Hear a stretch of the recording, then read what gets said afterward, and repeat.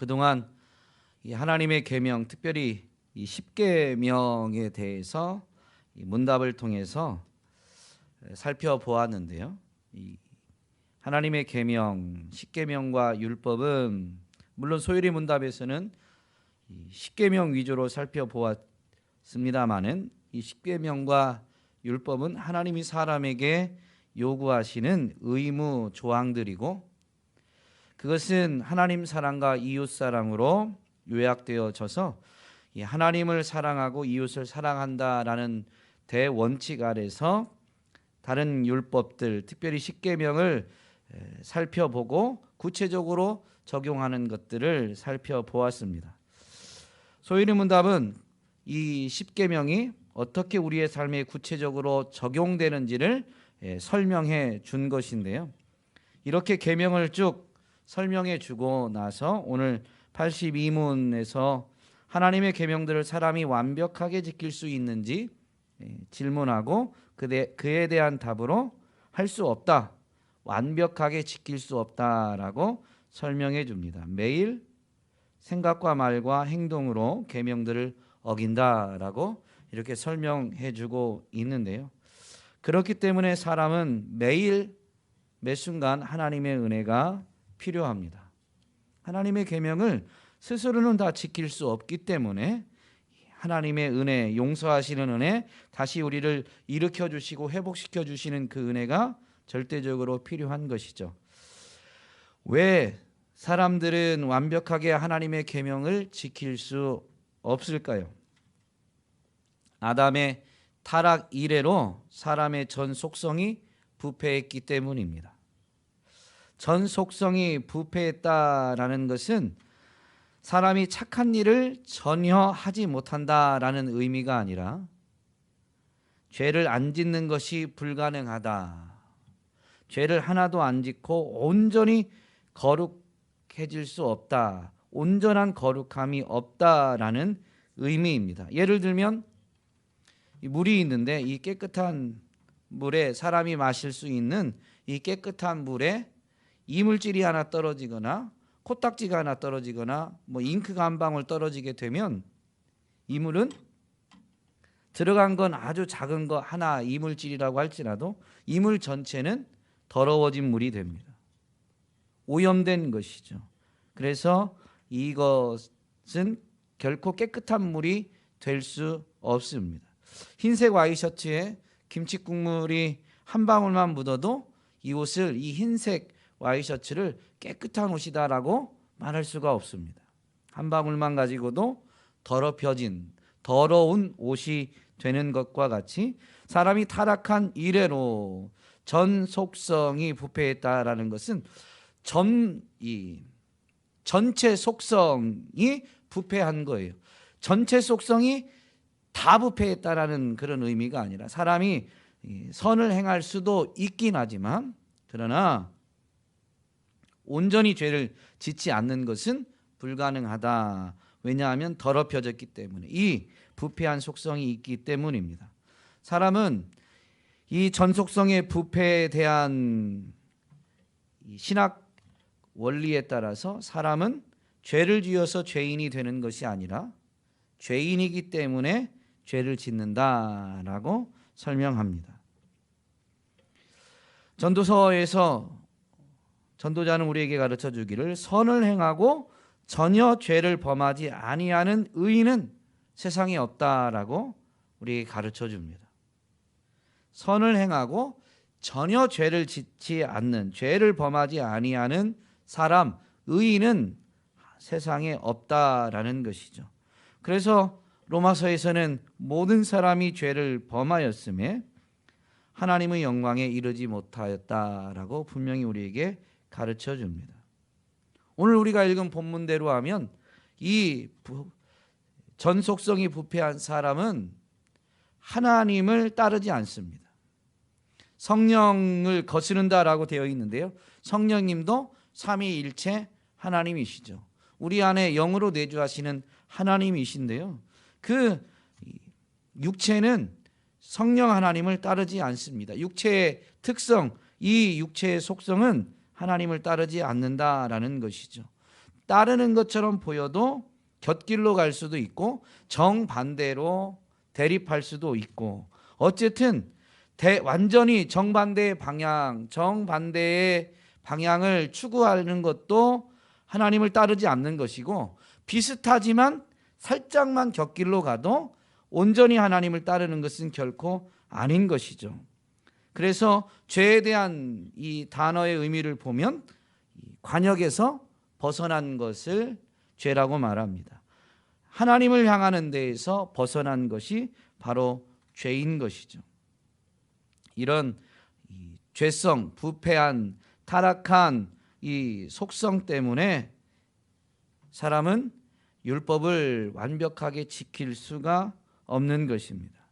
매일 생각과 말과 행동으로 계명들을 어기는 것이 사람입니다.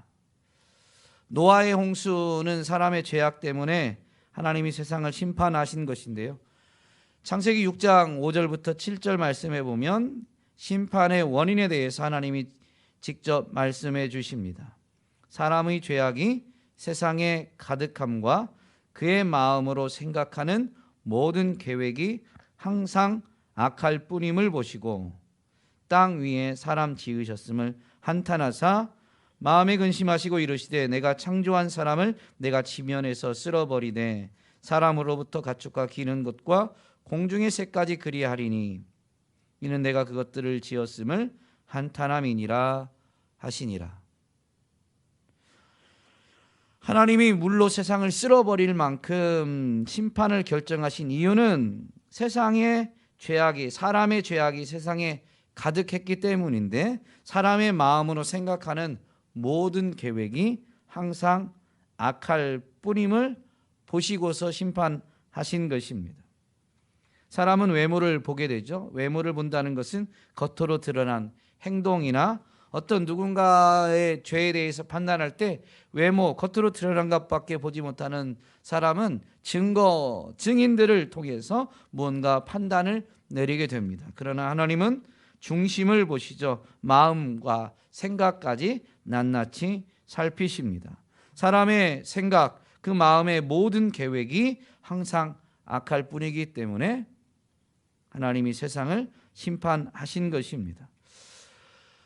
그 심판에서 노아만 당대의 의인으로서 하나님 앞에 은혜를 입어서 구원을 받게 되는데, 홍수로 심판한 이후에 이제 물이 마르면서 노아가 배에서, 방주에서 나와서 하나님 앞에 제사를 드리게 됩니다. 그 노아의 제사를 흠양하신 하나님께서 다시는 세상을 심판하지 않을 것을 약속해 주시는데요, 이제 사람은 당시대 홍수 심판 때 의인인 노아만, 그리고 그의 가족만 생존했기 때문에 이제 사람은 죄를 짓지 않을 수 있어서 하나님이 심판하지 않겠다라고 약속하신 것이 아닙니다.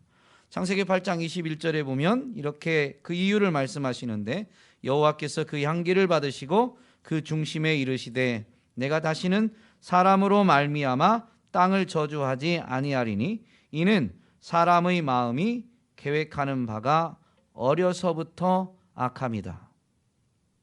내가 전에 행한 것 같이 모든 생물을 다시 멸하지 아니하리니 라고 말씀하십니다. 그러니까 노아의 홍수 때는 사람의 죄가 세상에 가득했기 때문에 세상을 쓸어버렸어요. 그 심판으로 인해서 세상에 있는, 물론 동물들을 남겨두셨지만 세상에 있는 이 남겨진 동물들 외에는 다 심판을 받았는데, 이유는 사람의 죄 때문이었습니다. 그래서 이제 하나님이 다시는 이전처럼 모든 생물을 멸하지 않을 것을 약속하시는데, 사람의 마음이 계획하는 바가 어려서부터 악하기 때문에 그 사람의 죄 때문에 세상을 쓸어버린다면 어려서부터 마음이 계획하는 바가 악한 이 사람으로 인해서 결국에 또 심판이 이루어질 수밖에 없는 거죠.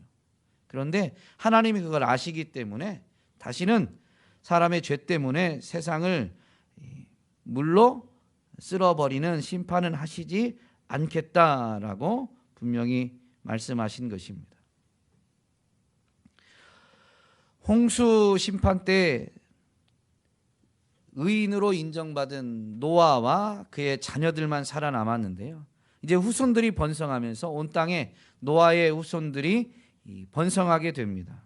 그런데 그 후손들이 결국 신할 평지에서 모여서 하나님과 견주려고 바벨탑을 쌓게 되죠. 그들의 생각은 여전히 악할 뿐이었습니다. 그래서 사도 바울은 분명히 로마서에서 기록된 바 의인은 없나니 하나도 없으며 깨닫는 자도 없고 하나님을 찾는 자도 없다라고 분명히 선언합니다. 의인이 없는, 즉 다 죄인 악인들만 있는데 그 죄인 악인들은 어떠한 사람들이냐 이렇게 설명합니다. 다 치우쳐 함께 무익하게 되고 선을 행하는 자는 없나니 하나도 없도다. 그들의 목구멍은 열린 무덤이요 그 혀로는 속임을 일삼으며 그 입술에는 독사의 독이 있고 그 입에는 저주와 악독이 가득하고 그 발은 피 흘리는데 빠른지라. 이렇게 사람이 치우쳐서 하나님을 찾지도 않고 하나님을 찾는 데에서 이제 벗어나서 치우쳐 있으면서 선을 전혀 행하지 않고 특별히 이 혀, 입술, 입의 그 말, 이 말의 언어의 이 죄, 언어의 악함, 속임에 대해서 아주 구체적으로 지적하고 있습니다.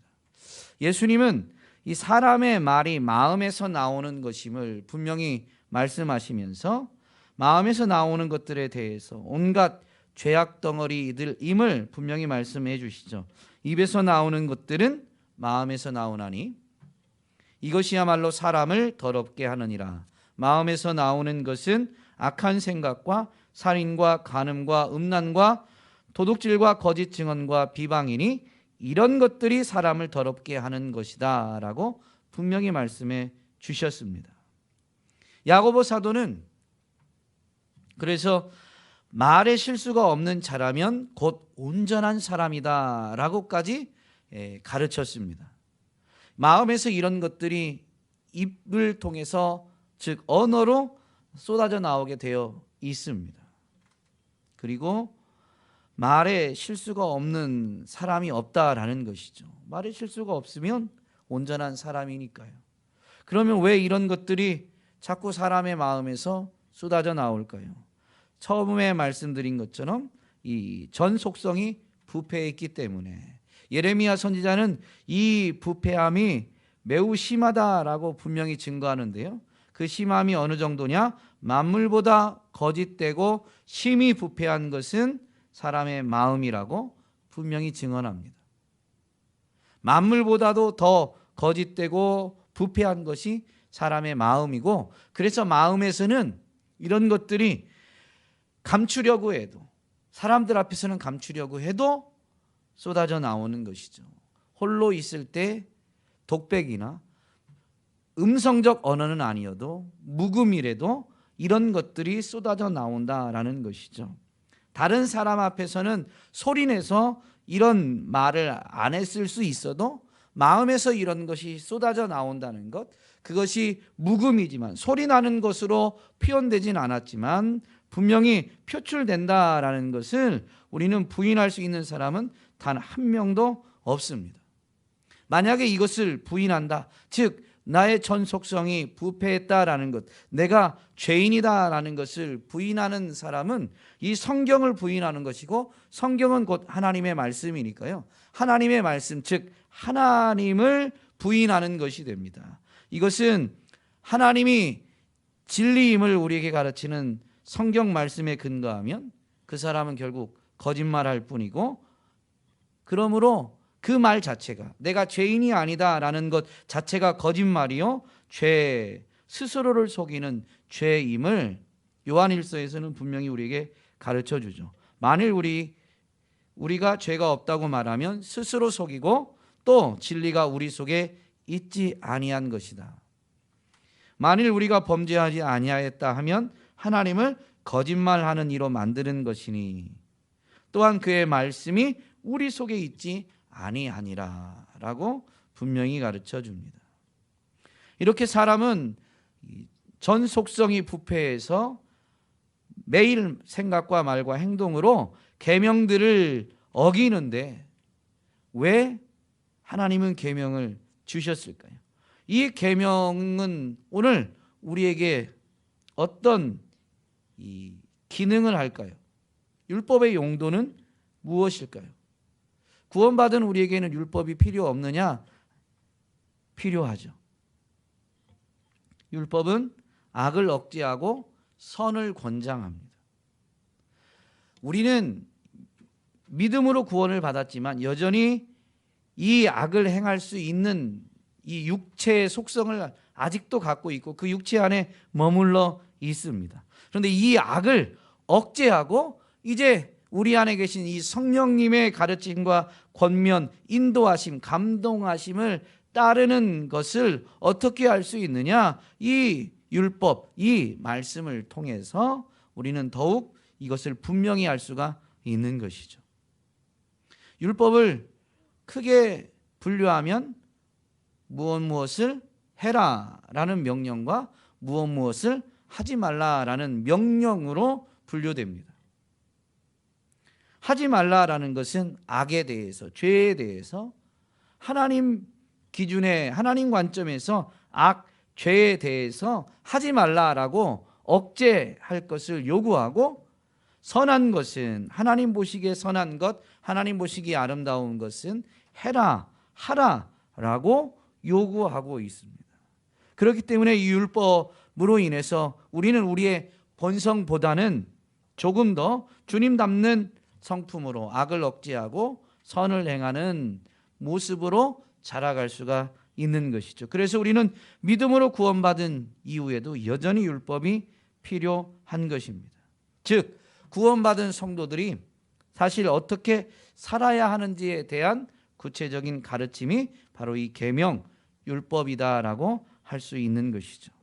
또한 오늘 소유리 문답에서 분명히 가르쳐 주는 것처럼 타락한 이래로 이 땅에서 금생에서는 사람은 어떠한 사람도 하나님의 계명을 완벽하게 지킬 수 없다라고 분명히 우리에게 설명해 주고 선언하고 있는데요. 이것은 인간의 의지와 노력의 한계, 연약함을 분명히 율법으로 인해서 깨닫게 된다라는 것입니다. 내가 아무리 결단해도, 아무리 노력해도, 내가 아무리 다짐을 해도 내 의지와 노력으로는 하나님의 말씀을 완벽하게 지킬 수 없구나. 나는 부족한 사람이다. 나는 연약한 사람이다. 라는 것을 분명히 깨닫게 해주는 것이죠. 그래서 우리의 연약함 때문에 우리로 하여금 우리의 구원자이신 예수님을 더욱 찾고 더욱 의지하게 만들어줍니다.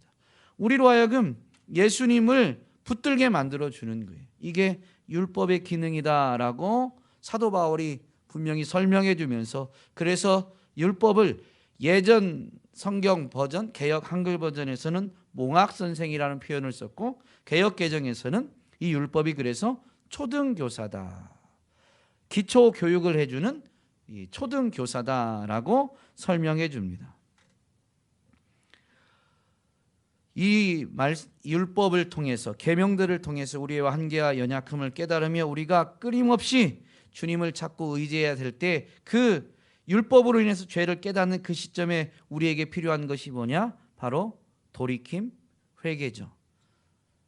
죄를 깨달았으면, 내 한계, 내 힘으로 안 되는구나 라는 걸 깨달았으면 내 힘으로 살려던 그런 모든 삶의 방식, 삶의 태도를 돌이켜서 주님을 붙들고 주님을 의지하고 주님의 용서하심, 주님의 인도하심이 나는 절대적으로, 주님의 가르치심이 나는 절대적으로 필요한 사람입니다 라고 고백하면서 주님 앞에 나아가야 되는 것이죠. 그 연약함을 인정하고 주님께로 돌이키는 이것이 바로 회개입니다.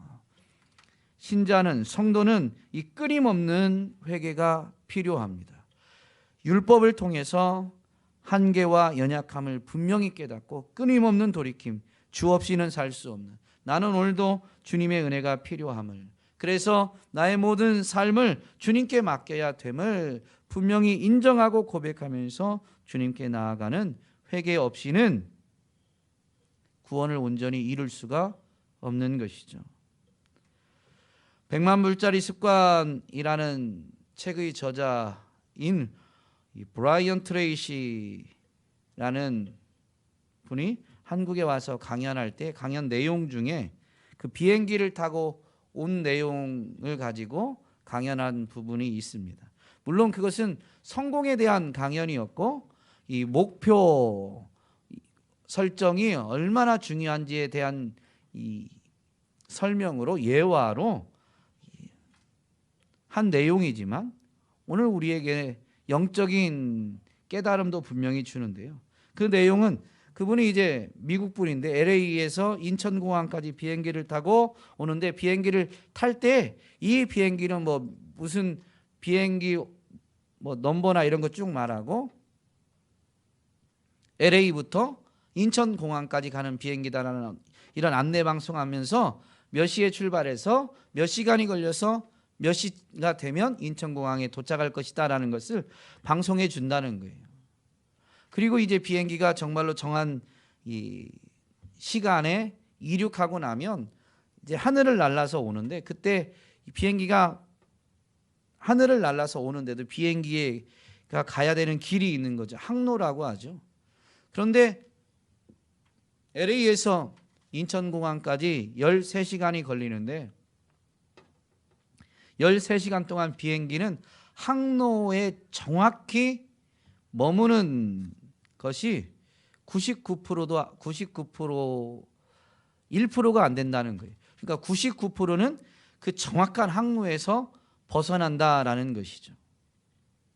기압 때문에, 바람 때문에, 구름이나 비 때문에, 여러 가지 환경적 요인 때문에 정확히 비행기가 가야 되는 항로를 유지하는 것이 아니라 약간씩이지만 계속 벗어난다는 거죠. 그러면 기장은 결국 뭐를 하냐면 벗어난 그것을 보면 이제 이 화면에 딱 십자 표시해서 비행기가 딱 가야 될 그곳으로 돌이킨다는 거예요. 바람 때문에 왼쪽으로 치우치면 다시 이 오른쪽으로 해서 이 원래 항로에 딱 걸어갈 항로로 이렇게 날아올 수 있도록. 그런데 그러다 보면 또 반대쪽으로 살짝 벗어나면 다시 돌이키고 살짝이지만 어쨌든 정확하게는 항로에 머무는 건 1%가 안 되고 그 언저리로 이렇게 온다라는 것이죠. 계속 벗어난다라는 것입니다. 이건 마치 죄성을 전적으로 부패한 속성을 가진 인생이 구원을 두렵고 떨림으로 온전히 이루는 것과도 같은 것이죠. 하나님의 말씀을 이 율법을 온전히 지켜 행해야 되는데 우리는 온전히 행할 수 있는 존재가 아니에요. 그래서 벗어날 때마다 그분의 용서하심의 은혜를 구하면서 돌이키고 그 말씀으로 그 율법대로 살아가려고 돌이키는 행동을 하는 것이죠. 어쩌면 우리가 사는 전 생애에 우리가 순전한 마음으로 하나님의 말씀을 지키는 것은 1%가 되지 못할 수도 있습니다.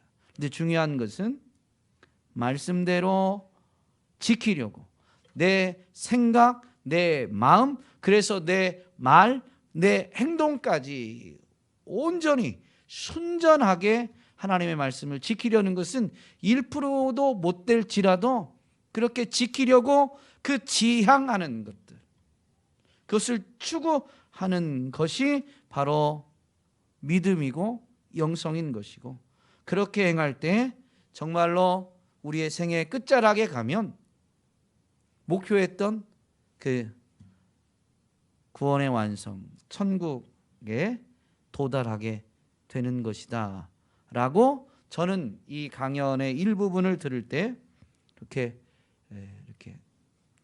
적용을 해 보았습니다. 구원받은 우리는 구원받기 전보다 구원받은 이후에 우리는 예수님의 필요성에 대해서 더 많이 알고 더 많이 깨닫고 더 깊이 절감합니다. 구원받지 못한 사람이 구원받은 사람보다 예수님이 덜 필요하다라는 의미가 아니에요. 구원받은 사람들이 내게는 주님이 필요하다라는 것을 구원받지 못한 사람보다 더 많이 깨닫고 더 깊이 절감한다는 거예요. 왜냐하면 그분의 은혜로 구원받았지만 구원받을 만한 자격이 내게 하나도 없고, 그분을 사랑한다고 하고 그분의 말씀을 지키고 그분께 순종하겠다라고 다짐은 하지만 다짐한 대로 살아낼 힘이 내게 없고, 뒤를 돌아보면 다짐한 대로 살아낸 적이 그리 많지 않은 거죠. 그러니 그러지 못한 순간들, 순전하지 못한 내 자신의 마음들을 말씀 앞에서 발견하게 되면 정말로 나는 주님 없이는 살 수가 없구나 라는 것을 인정하고, 그래서 더 절실히 주님을 찾고 주님을 붙들게 되는 것이죠. 오늘 우리 인생은 이미 구원받은 사람까지 포함해서 어떠한 사람도 타락 이래로는 금생에서, 이 땅에서 하나님의 계명들을 완벽하게 지킬 수 없습니다. 매일 생각과 말과 행동으로 계명들을 어깁니다. 그래서 구원받은 오늘 우리는 예수님을 더욱 찾고 더욱 의지하며 끊임없이 돌이켜서 그분만을 붙들고 두렵고 떨림으로 구원을 이루어 가야 되는 것이죠. 오늘 이 밤에도 주님을 더욱 찾고 우리 삶의 현장에서 기도할 것, 주님의 도우심을 구할 것, 기도 제목들이 있겠지만 그것보다 더 주님이 내게 필요합니다. 나는 주님 없이 정말로 살 수가 없습니다. 이것이 가장 시급하고 가장 절실한 우리의 기도 제목이 되면서 오늘 이 밤에 주님을 찾고 주님만을 붙드는 시간이 되기를 소망합니다.